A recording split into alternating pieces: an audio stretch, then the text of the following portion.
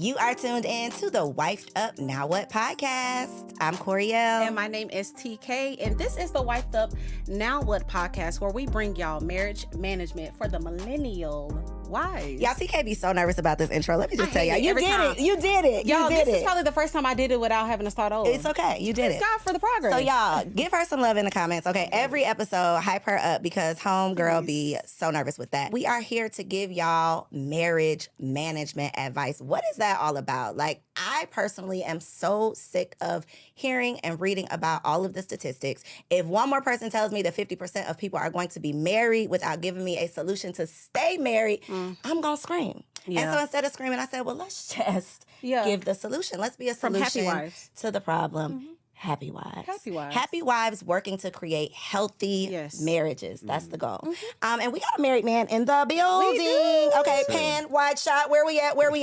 Mr. Jeremy Anderson is in the building. What's up? How y'all feeling? Welcome in. We're good. How are you? We're excited. Good. We've been waiting on the man to come on We down. really have. Oh, yeah, I'm We've here. only had our Come on. husbands I know. so far, but now we get a non-bias. Because the Yeah. husbands, you know, they kept it halfway real. They kept it cute. Because they got to sleep with you. That part. They had to go home with us. us. And so we want to make sure that we are keeping it real, because I think a lot of the conversations on the internet, on these podcasts, are either divisive conversations that are pulling black men and black women apart, or they are fake and phony conversations that makes it look like, you know, just get married and everything is sunshine and rainbows. And that's not the case. Oh, they only going to get the raw real with me. That part. That's why we had to make it happen. Okay, so we always start the show by just giving some reactions to some of the craziness that's going on the internet street. So I'm going to play a little clip. For y'all, it's going to show up on the screen somewhere, okay? But here is our first clip, okay? And Jeremy, I want your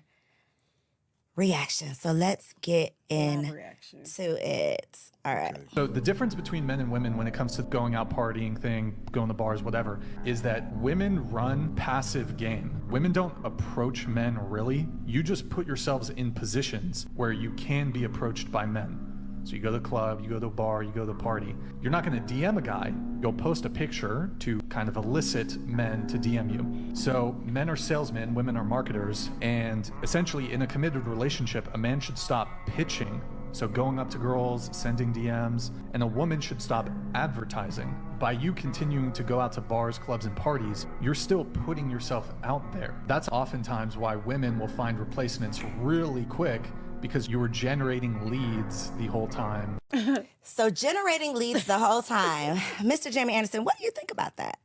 Yeah, you know, for the most part, I agree. That's interesting. Men sell, women market. And you're right. When men go out, they trying to, you know, flex their muscles, their money. They trying to, you know what I'm saying, attract. But women just kind of go out and they just be. They just there with all their glory, all their beauty, sitting there alone or with their girls, kind of play hard to get. It's a different type of vibe. And that's fair game. But when you're married, it does hit a little different. You know what I'm saying? Like, for me as a husband, I'm not about to be out, you know what I'm saying, dressed a certain type of way, solo, knowing, you know what I'm saying, that they're going to be coming to me. You know what I'm saying? Because when I go places with my girl, if we go to Little Alley Steakhouse, if I go to the bathroom or she go to the bathroom, they waiting for her to step away. Right. They waiting for her to step away. With So the I gotta spouse. so I gotta be cautious on how I move, even when I move out solo. So no, I agree. I agree. I think there's a certain way that you should move once you're settled, established, you got your husband, you got your wife, so that you don't put yourself out there. So we've had a conversation on a previous episode about single friends once you get married. And I think it's kind of that same conversation, because you don't want to necessarily like walk down the aisle and then run away from all your single friends. Like, you know, I can't hang with y'all no more. But I do think things change, expectations change. The expectations from your husband change. So you as a married man, do you have the expectation that your wife will no longer participate in single activities? Well, it's different, right? You know, I've been blessed to have a wife that ain't on no dodo, She ain't on it ratchet anyway. stuff. She ain't on that. So when she go out with her girls and half of them are single, like they go out, they have dinner, they have drinks, they come back to the crib. Like they not staying out till 2 o'clock in the morning. You know what I'm saying? So it's a different type of vibe for me. Now, if she were to do that, like how would I feel about it? It all depends on their friends. You know what I'm saying? Now, all her friends, luckily for me, are women of God, and they ain't gonna be out on no dodo stuff. Exactly. But at the same time, you do gotta watch it. And so for me to keep myself safe, I'm only kicking it with my partners who married. You know what I'm saying? Because I got some homies that's getting the money as well, but they not married. And I'm like, I can't really make moves with you because you out on the hunt. So do you put them in a box? Like, I can only, y'all my before 8 crew, like I can only kick it with y'all during the day, but at yeah, for nighttime, sure. I got to swap y'all out with the married bros? No, Like, how does that? yeah, I don't absolutely. think, I never thought about it from a Yeah, male's so I'll come to your perspective. crib, you come to my crib, like we could chop it up and kick it, but we not finna go out to the bar, to the club together and do it like that. So we got other ways we can kick it, work out, hit the gym, you know what I'm saying, go see a game or something. Got you. But, you got to be mindful of how you move in that space. So what about married friends that are unhappily married? Because that's the thing, too. Yeah, If you and you hanging out with people who are miserable in you their gotta marriage. watch their energy because they can put that energy on you. So now if their marriage is a failure, girl, you know they ain't no good. It's like, nah, don't put that on me. My husband actually straight. It's your husband that ain't no good. So you got to really watch that. You got to really watch that energy because that thing is contagious. Yeah. Like energy is contagious. If Corey came up in here with an attitude today, it's only a matter of time before that thing gonna jump on you. Rub Like, off. what's going on? So you got to really be cautious of what people speak over your marriage and the energy and the influence. Everybody want to be influencers, but we don't realize we're influenced by social media and the people that we surround ourselves with every day. Yeah. That part. Yeah, I was going to say, I've talked about this, like, even with married women, I think a lot of times, even going in these places, you can tell who's happy and who's not. There was this clip that was talking about a man that couldn't decide who he wanted to talk to because, like, the virtuous women are blending in with the hoes now. Like, because everybody Everybody out, got the BBL. Everybody, well, and just in the same environment. It's like, I do think there's an aspect of absolutely moving different as a married person in general. Yeah, and I'm gonna say something. Primarily, women watch this. I'm sure some husbands watch it too, right? So I will say this to all of the married men out there that feel away that their wife is out here. Like, why you dressing like that to go to the club with your girls, and you feel like you just want attention? Well, like, bro, that's on you, because you're not giving her the attention she needs at home. At what point did you stop telling her she beautiful? At one point, did you stop slapping that butt in the morning? You know what I'm saying? At what point did you stop flirting with her? Yeah. At what point did you stop texting her pics and just doing little things to keep it spicy? You done got accustomed to it, and now she feels invisible, and now she want to be seen. So I be telling cats like, bro, if you don't like how your wife moving, like, that's a reflection of you. Dr. Miles Monroe said that women are almost like a blank canvas, like land that we're supposed to cultivate. So if that land is not bearing and producing fruit, bro, that's on you as the farmer. You ain't planting the right seeds. You ain't dropping that D right. Like, you're not watering the way that you should. You know what I'm saying? Like, you're not fertilizing the ground. You sitting back complaining. And so there's a whole nother level to where men should be doing to really cultivate that love within their girls. It's easy for a cat to go out here and find a baddie every other week, but can you keep the same woman happy, the same woman pleased, the same woman satisfied year after year after year? That's when you show me how nice you are. Period. That part. And I think, too, a big conversation with the concept of marriage is men not wanting their woman to change. That's a big thing. Like, y'all, you was throwing it back. You was doing all of the things before we got married. Now we're married and you tired. You doing all of the things. But that's a big part of it. It's, are we both consistently doing what we were doing? Because you can't expect me to do what I was consistently doing if you've dropped the ball, if you are no longer leading in the way that you have. So I think that's a really good point. But and let me also say this, and I agree with you, but I'm gonna give a little pushback. Please do. Because you you can't expect me to do this if you're not doing that. That's killed more marriages. The expectation of you. Yeah, and only because now what I'm about to share is hard and very controversial. Yeah. Right? But I ain't come to play. I'm keep it 100 with your audience, right? But for me and my wife would have been divorced if I had the energy of, what if you handle your business, I'm gonna handle my business. And it makes sense in theory. It's just like, yo, we a team. The offense got to handle their business. The defense got to handle their business. Any good championship football team got a good defense and a good offense. Yeah. So if the defense is phenomenal, but the offense is suspect, they not going to get the chip, right? And so it's the same way in relationships.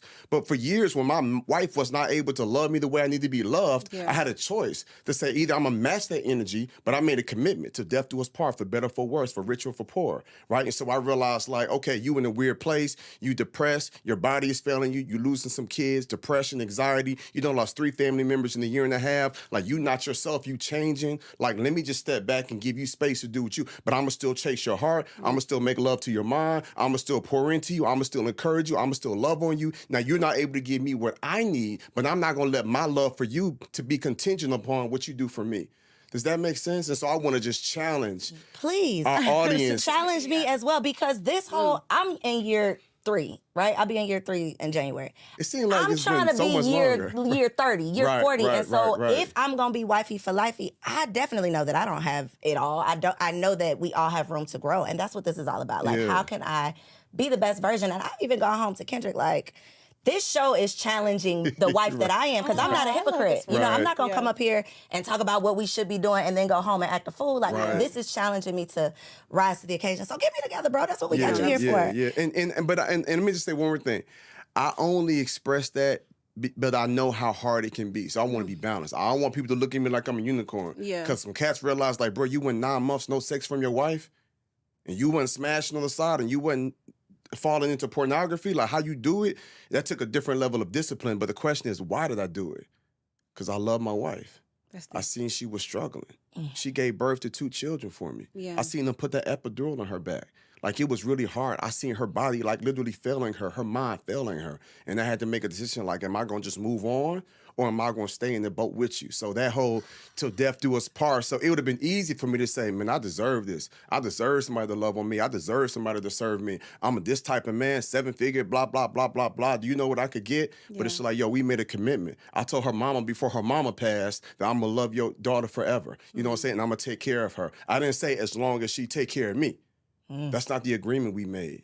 And so that's why I want to challenge our community and our people. It's hard. You got to crucify that flesh daily, but it's possible. And I feel like that's when you show real love. Corey, it's easy to love Kendrick when everything is When sweet. it's good. Yeah, but when he acting crazy and you like, you know what? I'm going to still honor you. And I'm going to still make this peach cobbler. Even though you acting real trifling, I'm still going to love you. That's when you showing real love. That's when I have entered the real wife life. Okay. I just want to say this is also really good for this culture who are everyone is so recyclable. It's always, if you don't do it, the next man will. And I want to dive deeper into this, but I know it's going to be a little bit later, of like the discipline that is birth in a place of knowing that marriage takes sacrifice, that it takes compromise. I hear so many women that are like, if you don't level up, you know, Somebody else Jerome will. and Michael will do this. And it's like, yeah, but your heart is still trash. You're still a terrible person. Go get the next person. Same result. It's still you. You still have to face the mirror. And I think this is beautiful. He said your heart is still trash. Still trash. You're going to get the same result. Revolving door. Yeah. So we had another reaction, but we're just going to skip that next reaction because we got to get into the main topic. Okay. The main topic is this gender war, right? And I don't think there's a better person to talk about it with, because you are a happily married husband, but you've been through some things. And I think that sometimes when you are,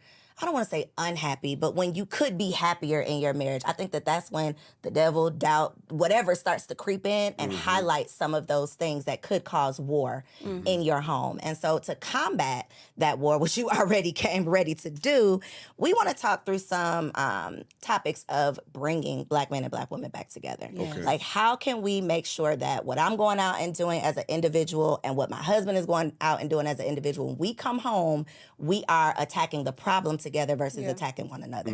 That's our goal. So TK, go ahead. Okay, so there is a huge battle of the femininity, the masculine, alpha, beta. If you don't provide this energy, we cannot be feminine. If you are not operating out of a level of being an alpha man, an alpha male, it is difficult for us to be feminine. So I want to ask you, because I have my opinions on it, how do you feel about women saying that we need this environment in order to thrive in our femininity? And do you think that men play a part in the lack of femininity and the lack of softness and the lack of submission in this culture? That's loaded. So I'll say this. I do understand it. I do see it, you know, and I can understand why a woman would say, well, if you could just boss up, then it allows me to be soft. And I'm not saying it's right, but I get why they say that. Yeah. Women is in survival mode. You know what I'm saying? Like, you got to think about it. Like, a lot of women grew up, a lot of, like, the families in the Black community, a lot of them are broken. You know what I'm saying? I've spoken in hundreds of schools. I can't tell you how many kids that came up to me crying, saying, I wish my daddy was in my life, or I wish my mama was in my life, right? So a lot of women feel like, I want to be soft, I want to be gentle, But if you ain't gonna handle your business, I'm gonna handle mine. Yeah. You know what I'm saying? Because I ain't about to be out here just a damsel in distress. Yeah. Why? Because we dealing with strong black women. Yeah. That ain't no negative thing. That whole angry black woman, they bump that. We got strong black women in our community. And so if men don't handle their business, I could see how they would, you know what I'm saying, say, you know what, I need to boss up. Case in point. Like, I be serving in my house, Corey. So let me just put it out there. I be vacuuming. I be mopping. You know what I'm saying? I be doing dishes. I do all of that, right? I be doing laundry. My girl went to Mexico a few days early for this event. I said, just get away and relax yourself. Let me tell you, I'm so ice cold with it. I made the bed, fresh sheets, fresh linens, but then I took that iron and steamed that top layer. So when I had that thing folded over, it was just like in the resort. You know what I'm saying? So I do all of that. But a few weeks in a row, I forgot to take out the trash and put it on the corner. So my wife is just like, bro, I'm not about to be talking to you over and over about the trash. So I look up and she just taking the trash out. Now, she ain't be like, you ain't take the trash out. But as a man, I felt the way like, hey, but why you ain't? She was like, you know it's trash on Wednesday. I'm like, nigga, I forgot. I'm out here making moves. I'm jumping on planes, speaking, jumping on stage. Like, work with me. She's like, I've been working with you. So as opposed to just asking you, I'm just going to do it myself. And I realized like, because I ain't handle my business. Yep. She like, I ain't going to let this trash sit here. You a grown 40-year-old man. Like, I'm just going to take it out here myself. So I do understand that energy, while some women might feel like, well, if you can boss up and handle your business, then I can be gentle. But if not, then I'm going to go ahead and have to handle things myself. Because it's like survival mode. So I can understand that. So do you think that is there the expectation of gender roles in marriage? Like when you got how old were you when you got married? 30. Okay, so when you got married at 30, did you come into your marriage with an expectation of what a wife would do in the home or outside the home or whatever? What was your expectation if you had one? It was like, if something broke, I'm going to fix it. The grass cut, I'm going to cut it. You know what I'm saying? Your tires low, I'm putting gas in it. I'm washing your truck. You don't touch the gas. Like, that was my thing. You know what I'm saying? And if you're sick, I'm going to be the one to cook you some soup. Right? But what you're going to do is you're going to take care of the kids. You're going to look out. You're going to cook some meals. But she still worked for the government. And I'll make a mean enchilada. You know what I'm saying? So I could do that as well. But I did have the mindset like, you're going to be the homemaker and the one that nurtures the family. I'm going to be the one that provides and protects the family. And we're going to work together. And so that was the mindset that I had going in. So when you were going through, I'm going to call it a rough patch for the 9 months. It is my assumption, and please correct me if I'm wrong, that some of the things, because you talked about the intimacy was not there. Were there other things that were lacking during those 9 months, and how did you manage that? Because to your point, there are so many men who would say, oh, well, homegirl down at the job, Facts. you know, homegirl down at the corner store, homegirl, you know, wherever homegirl might be, there are plenty of homegirls out here that's ready and willing to hold it down. Right. What did you have to say to yourself, or how did you discipline yourself in that time? Because sex is one thing, which might not be a big deal for a woman, but what if your man is going through a depression and he's not doing whatever you expect of him for an extended period of time? Like, how do you stay strong as an individual so that you can be strong for the unit? Yeah, that's a good question. So for me, it was a mental game, right? So I'm playing like mental games now. And so for me, I realized like, okay, I made a vow to God. So I got a healthy fear of God. I was just like, you know, it's like, man, if I do this, ain't no telling what's going to happen. And right now I'm in God's favor. So there's that one level. The next level is I wouldn't want this done for me. So I really be living by the golden rule. You treat people how you want to be treated. So if I was dealing with some health issues and I couldn't lay the pipe or make love or however y'all want to say, you know what I'm saying? You can say lay the pipe over here and wipe up now with. Like if I couldn't do that and please her, then I would want her to be patient, you know what I'm saying, with me. And so for me, I had to just kind of play some mind games myself. I had to be cautious of what I watched on social media. It's a whole bunch of people I had to unfollow and then mute. You know what I'm saying? If I'm watching a TV show and it's a lovemaking scene, I got to fast forward it. Like, there are certain disciplines that I put in place because I wanted to make sure that I was able to honor my wife. And then for me, the ultimate mind game is I got one of my friends named Daryl Thomas and his wife. I want to take 2 minutes to share this story. When he met his wife, he fell in love with her. Beautiful, long hair down her back, just everything he ever wanted. They dated for several months, met the family, and he was like, sir, I want to marry your daughter. My man, the father was like, you sure you want to marry my daughter? Yeah. I want you to meet my wife. His wife comes in. He wheels his wife in the wheelchair. He says, my wife has this disease. It's hereditary, it's a 40% chance that my daughter could have it. Are you going to love her when you got to wash her and bathe her, wipe the drool from her place? She's paralyzed. He was like, yes. They get married. 4 years later, she gets hit with this disease. So now he has to bathe her. He has to wipe her butt. Like, he got to brush her teeth. He got to do her hair.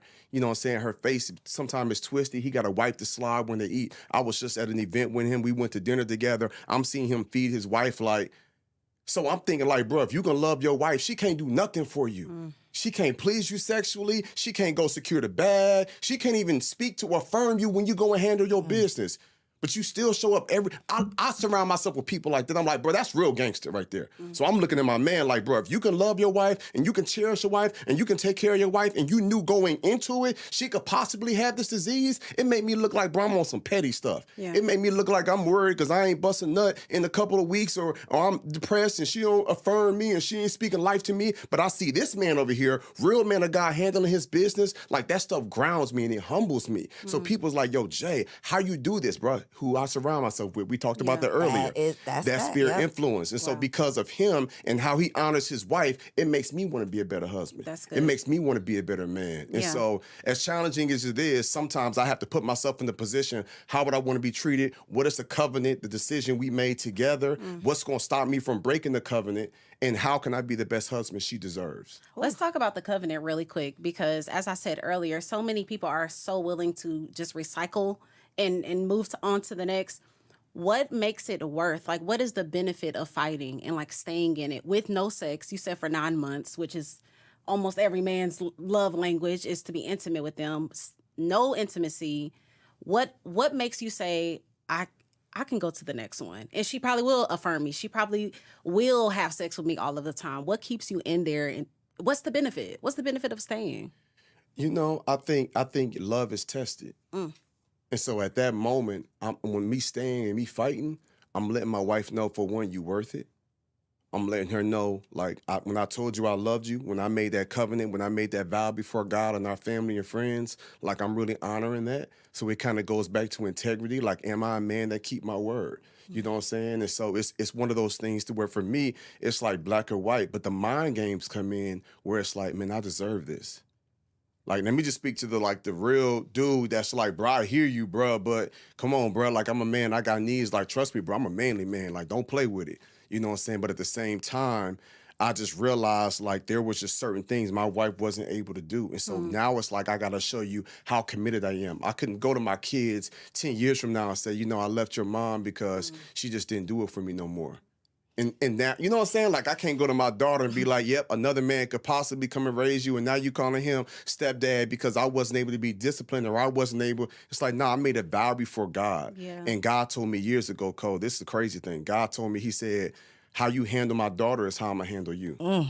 So when I tell y'all, I got a healthy fear of God, so God's like, be cautious on how you talk to my daughter. So when she come home and she having a bad day and she a little snappy and I give her grace and I play it cool and don't take it personal, I don't want no smoke with God. He's like, but that's my daughter. That's my precious baby girl. Like, she already, as a black woman, is not really loved and valued out here in the world. So if the world is beating her up and she come home with an attitude, can you be strong enough, long enough to take it? Can you be tough? Can you be a punching bag? Or you want some, you gonna respect me? But it's just like, bruh, she having a rough day. She might be dealing with some hormones. Like, and guys be getting in their feelings too. I hate it when cats be like, women are emotional. Bruh, stop playing. Guys is just as emotional. We just show it differently. You know what I'm saying? And so for me, I'm just like, I want to always honor my wife. And I feel like that's why I'm favored in health. That's why I'm favored financially and in business, because how I deal with my wife is how God deals with me.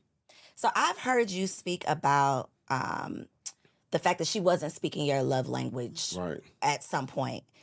Was that the case before you got married? Because my question is, would you say to someone that might be a deal breaker if this is on display before you get married to someone, that they are not speaking your love language? Should that be a reason for you to question this relationship? Yeah. Or should you say that this could be my person, maybe we can grow together? Because you obviously have. Yeah, so for me, I actually saw those, I don't want to say warning signs, but it's not like we got married and everything changed. But at that time beforehand, I was smoking 2-3 blunts a day. So for me, it's just like, oh, you ain't really feeling me right now. You ain't feeling me this week. Like, that's cool. I'll just put some in the air, and it kind of numbed the pain.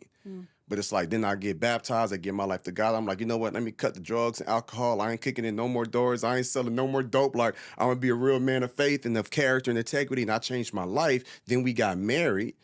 And then I realized, like, oh, that behavior, like, you still struggling with the affection. And you know what I'm saying? And through marriage counseling, I began to understand the ways that I hurt her and some expectations that I didn't meet that was never communicated, but there was still some resentment, which made her close off her heart. It's some things I said and did that I feel like that wasn't nothing crazy, but my wife is very special. She rare. You know what I'm saying? It's like you have an exotic car. You can't put whatever type of gasoline in there. You know what I'm saying? You got to put that 93 boy in there. So I kind of took the wrong approach early on and said some things that kind of pushed her back. And then when you did the mental challenges and health and everything else, it just kind of had her in a weird space. So for me, I had to get to a point where I was just like, all right, you struggling? Like, I'm struggling. We're going to have to just figure something out and kind of grow from there. Yeah, I feel like the background noise to this conversation is being a man of God. That is probably the Yeah. biggest Knowing the part of source, this. submitting to the source. Yeah, and like having a bigger purpose, because I didn't hear you say because she necessarily deserved it or she deserved for you to fight through any of these things. It's like, no, Let me tell you something. That's the opposite. Can I keep it 100? Please do. I remember going to God like, bro, she don't deserve me. wow. I remember thinking, like, we making all this money. She can go to the mall and buy Fendi. I remember one year she got like 10, 12 designer bags. I'm like, man, the life we living, the life I've afforded her to live. And she did help me build this empire. So the only, you know what I'm saying? Like, I wouldn't be here if it wasn't for her. She was in But the gym. Yeah, she was in but at the same time, I was just like, yo, I'm a good dude. I'm washing dishes. I ain't talking to you. I ain't never cursed at my wife. I ain't never yelled at her. I ain't never put my hands on her. You know what I'm saying? Like, I honor her in every aspect. I'm hella patient. I'm like, bro, I'm a catch. Like, you don't realize, like, what you got, she don't deserve me. I was telling God, like, she don't deserve me. And God was like, yep, and you don't deserve to have this 7,000 square foot house. How about that? And you don't deserve to get paid $35,000, $45,000 every time you speak. And you don't deserve all the time somebody done kicked in the door, all the drugs, all the time you had dope in the trunk, and the cops pulled you over, and for whatever reason they let you go. Like, you deserve to be in prison. That one time in 2002 when somebody put a Uzi to my head that could have blew my brains away, God was like, you want to talk about what you don't deserve? Bro, you all the wild stuff, all the times you walk up on the side of the road, drunk out your mind, you didn't know what you did for the last 12 hours. Like, you want to talk about what you deserve? God was like, all I bless you with, all I favor you with, your health and everything else. Like, you don't want to talk. I was just like, all right, God, my bad. Okay. I was like, I just My playing. bad. I forgot who I was and what I Right, do. but I had that energy, like, I'm doing all this for you. And God was like, and I've done all this for you. Yeah, that's You know what I'm good. saying? If you want to stay in my grace, you want to stay in my favor, continue to honor my daughter. That's good. So I got a real question, Jeremy, because all of this is real good. But I got a real question for you, okay? It's about these double standards, because I feel that there is one thing that, regardless of the man that you can be, if your wife were to cheat on you Oh, yeah. with another man, Yeah. or with, period, man, woman, Period, whatever, yeah. if your wife was to cheat on you, would that be something that you could come back from? No. I ain't gonna hold you.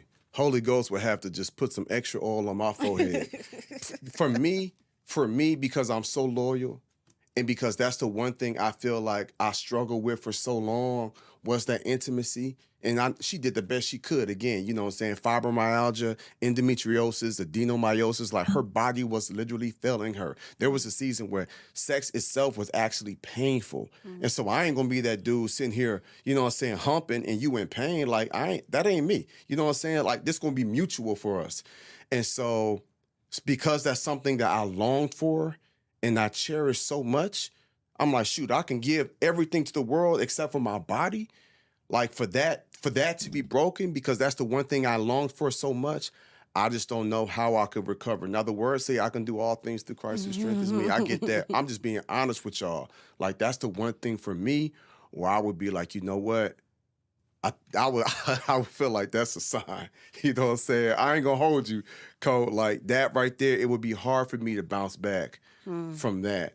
Okay, I was just Because of the hurt, because of the damage, you know what I'm saying? Because of what I've endured. Right, all and these your years. very unique circumstances. Yes. Got you. Okay. Yes. Yeah. Speaking of double standards, y'all know there is this whole conversation about women bodies, body count, all of that. And men kind of expecting this virtuous woman.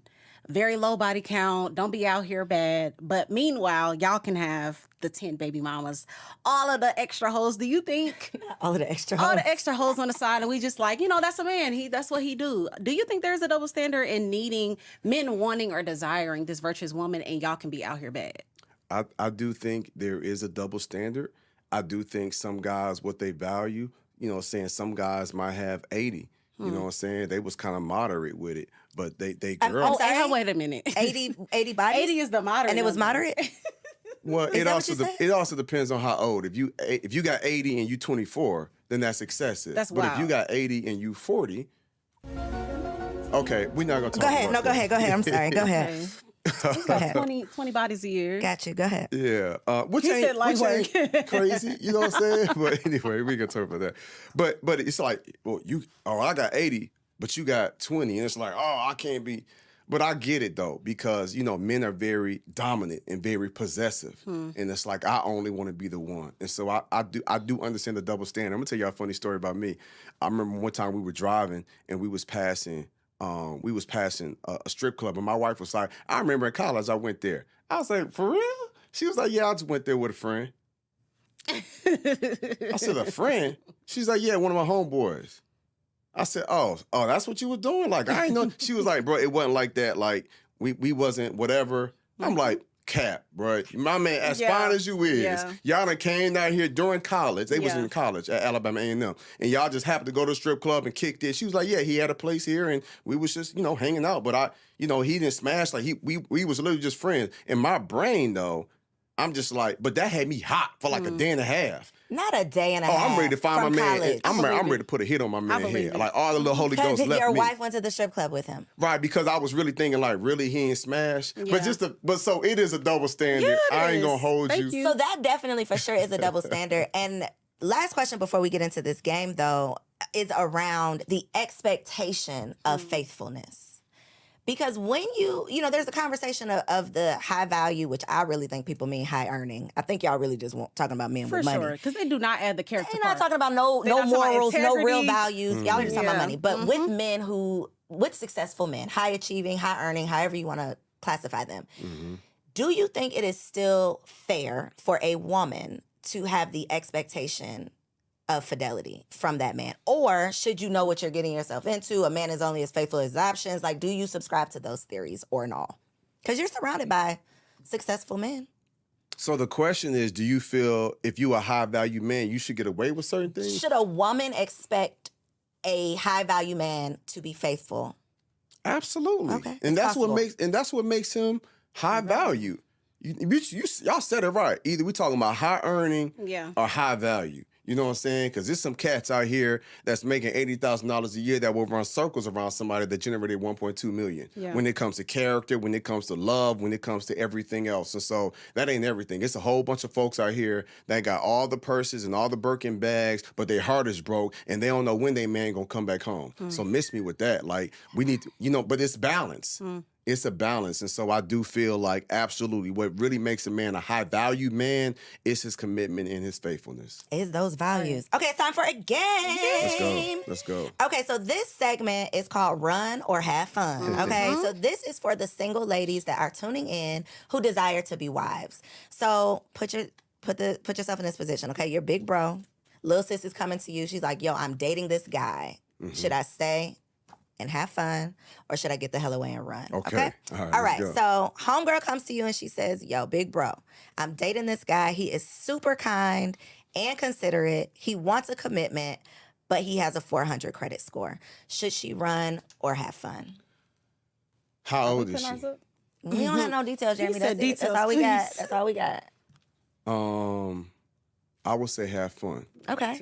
Okay. And can I tell explain. you why? I'm running. Yes. No, please explain. Yeah, and let me tell you why. So when I first met my wife, I had a trash credit score. It wasn't 400, but you know what I'm saying? Did you even Like, know 400 was trash. possible? That's I didn't even know it was crazy. possible, right? But it's like, but let me tell you something.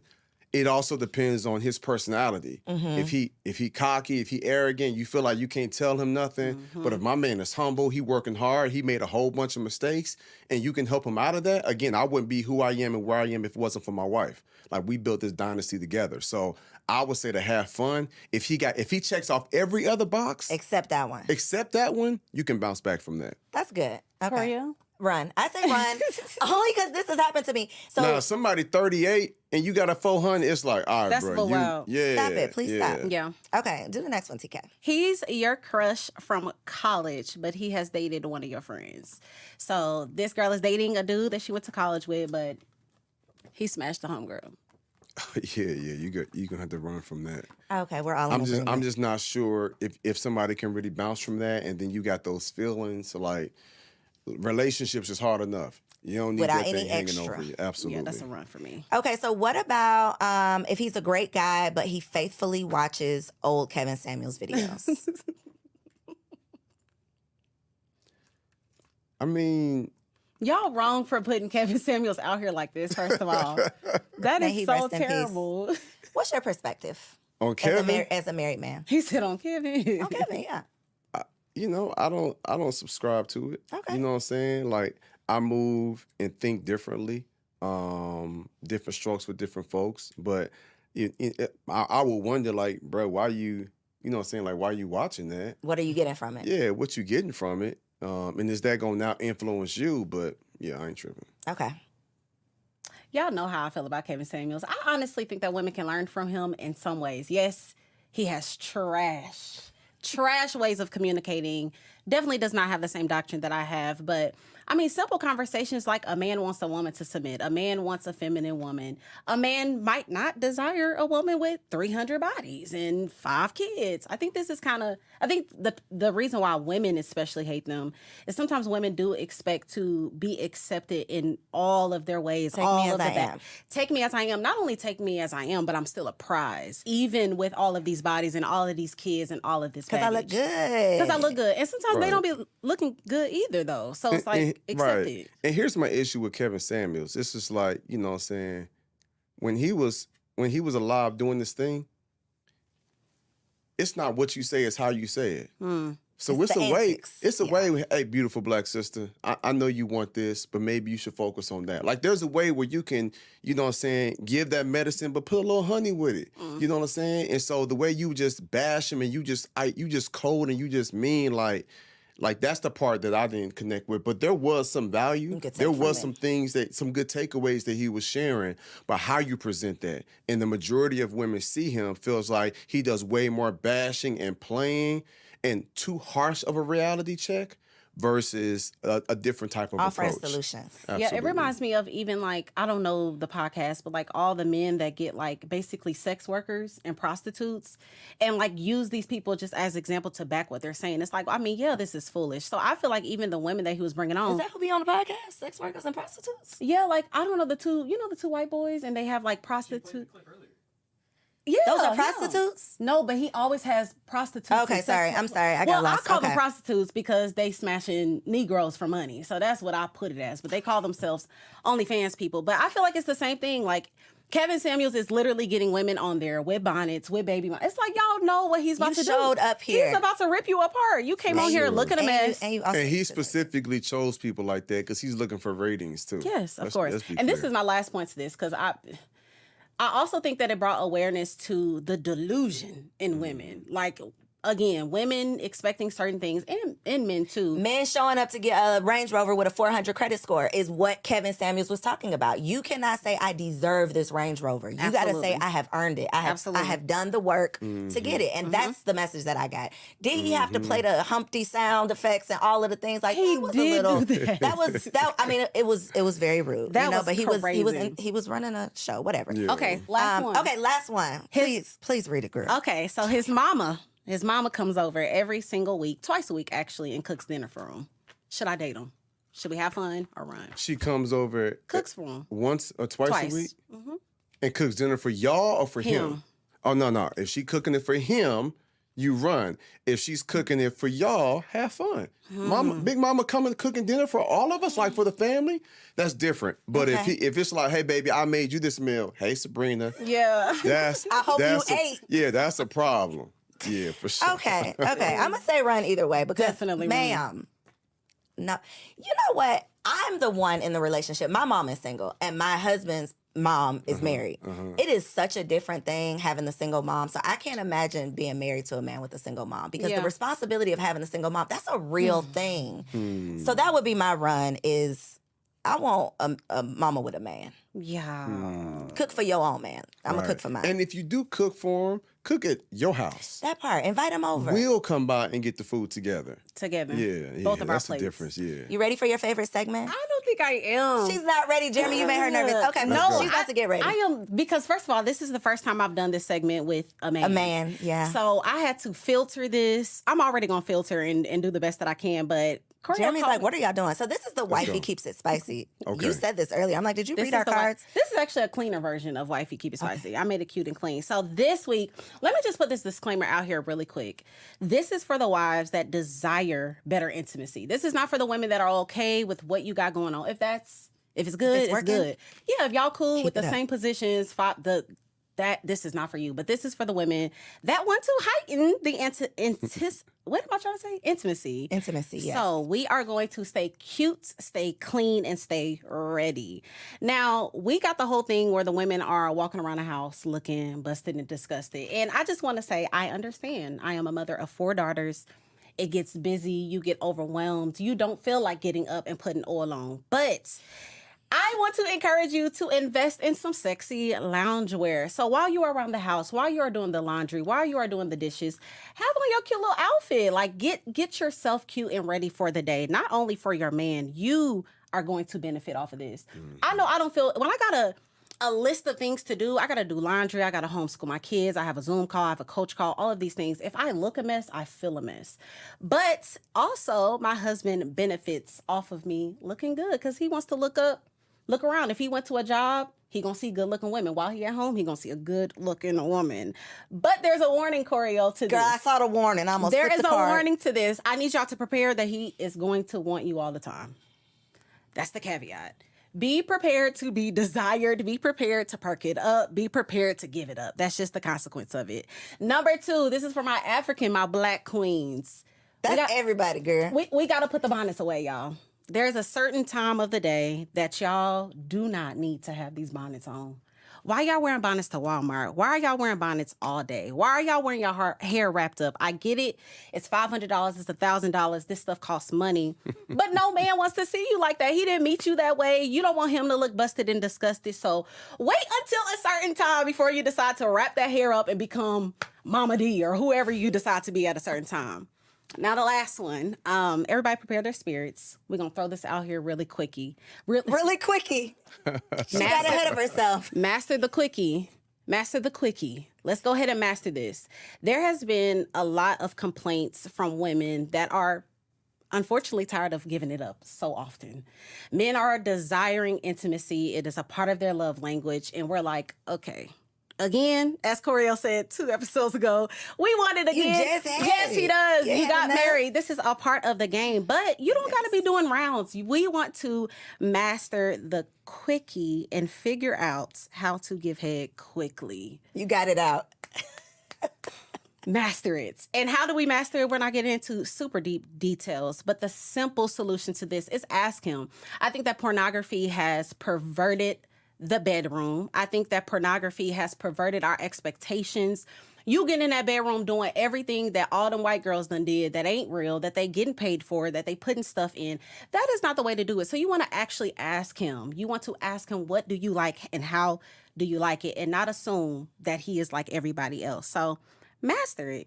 Get it done quickly. And that's how Wifey's keeping it spicy. Purr. That wasn't too bad. It was I cringed bad. a little bit. Okay, last segment. Wifey for lifey. Because again, we are here to offer solutions to these statistics. Okay. So if 50% of marriages are failing, 4 wives in their first 3 years of marriage, right? Because I feel like if you can get through those first 3 to 5, baby, I'm praying. That's my philosophy right now, but we'll see. What's your advice though? How can a woman who is in her first 3 years of marriage, what can she do now to be wifey for lifey? I would say communication is the biggest thing. You got to communicate your needs. You got to communicate your wants. You got to communicate your values. You got to communicate what they did and how it upset you, how it made you feel. Because oftentimes communication can kind of set boundaries, but it can also let the other person know, like, this is what I like, this is what I don't like. So I feel like in every relationship, the majority of the time, the biggest issue, the biggest challenge is the lack of communication.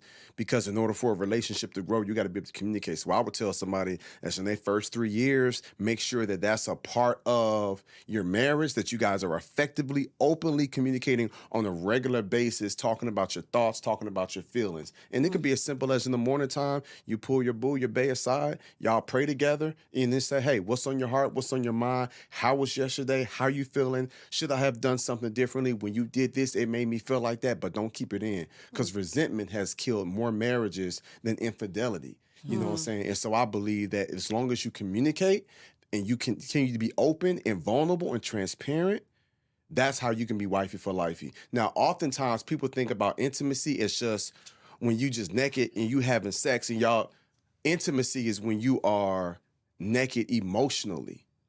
You know what I'm saying? So what I realized years ago, I was looking for a certain type of intimacy, but my wife was looking for more emotional intimacy. So now I'm talking her head off. I'm like, you want to talk about all your thoughts and feelings? I'd be like, help me, God. I'm trying to get up in there. You know what I'm saying? And now she feels that much closer to me because we sharing so many thoughts and feelings. And so I would say to heighten the communication and then heighten the intimacy, but not just physical, the emotional. And that can be game changing. That's big. That's big. A big complaint that men have shared is that women are not vulnerable. Women aren't, a lot of times we're not in tune with our feelings, our emotions to communicate them. So that's big. And sometimes, and it takes time, it takes practice. My wife has not been the super, she like an introvert. She off in the cut. She don't want a whole bunch of focus on her. She don't really share a lot. But we've done years of marriage counseling and marriage coaching. And now we got coaches now, they be like, Dr. Mobley be like, no, Tracy, you do have thoughts. She's like, no, I ain't got no thoughts. That's cool. She's like, no, you do have thoughts. You do have feelings. And so sometimes you got to be able to coach her through it. So I done got so nice with it now because we done invested so much in our marriage where I'm like, okay, well, babe, you don't have any thoughts. Okay, but when I said this, how did it make you feel? Or was there another way I could have said it? You know what I'm saying? Or should I have said it this way? If I would have said that, how would that have made you feel? You know what I'm saying? And then I I got to pull it out of her. Now, some cats might be like, bro, that's a lot. Well, she's like, you know what? That's why I get a lot.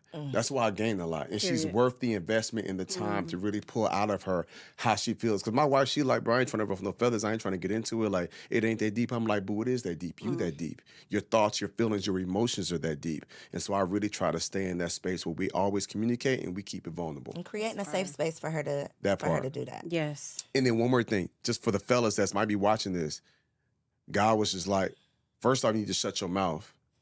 Because now she's sitting here telling you how she feeling, you trying to fix it. That's one of the biggest mistakes I made as a husband. And my wife was just fine, but she's like, bro, I don't need you to fix everything. Stop trying to be my hero.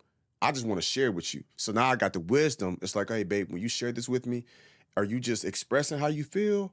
Or do you want to come up with some solutions? Is there a way I can help you? Yeah. And then she will say, no, I was just expressing, I got it. Or she might say, yeah, I actually do need some help. Like, what do you think? Yeah. So I learned, because I be doing the most, Corey. I done got myself in so much trouble because she's like, bro, you do the most. I ain't asked you to do that. Like, now you sitting here fussing and you going all in. I just wanted to have a safe space to share how I was feeling. And so I've learned that over the years as well. I love that. Okay, so I need for you to look in this camera and tell the people where they can find you. But what is a marriage coach? I didn't know about this, but you get a coach for everything else in life. Right. Tell us about a marriage coach. So you have some people who are marriage counselors and therapists and then coaches. And sometimes they can kind of cross over. So I have a marriage counselor, Dr. Renee Mobley, Mobley Neal now, and she's a licensed, she's a doctor, you know what I'm saying? So she's like a marriage counselor, therapists. But then I have Shannon and Shirley Austin, who actually did marriage counseling with me and Tracy when we first got married. They live in Atlanta. Y'all gotta have them on the show. Me and Tracy would have been What's their divorced if it names? wasn't for them. Right. Shannon and Shirley Austin. Miss Shirley. She's highly initiated. Hardly initiated. Yes. Yeah. Okay, That's we are my gonna have them on people. the show. She taught me how to drive a stick shift back in the day. Shut up. So I've y'all known go them way for back. over 30 years, yeah. And so I say all that to say, when it comes to them, they are more marriage coaches. They gonna coach you and guide you throughout the process and journey. And they were a game changer for our marriage. Okay, we'll get them. We'll get them For sure. Okay, in this camera, tell the people where they can find you, how they can stay connected. Yep, one on Instagram and most social media is one Jeremy Anderson, website jeremyanderson.org. That's it, y'all. Another bomb-ass episode of Wiped Up. Now what? Whew. Do all the things, y'all. Y'all already know what to do. Like, comment, subscribe, share this podcast, episode with a stream. friend. Okay, conversations that are truly going to move the culture forward. Thank y'all for tuning in, and we'll see you on the next episode.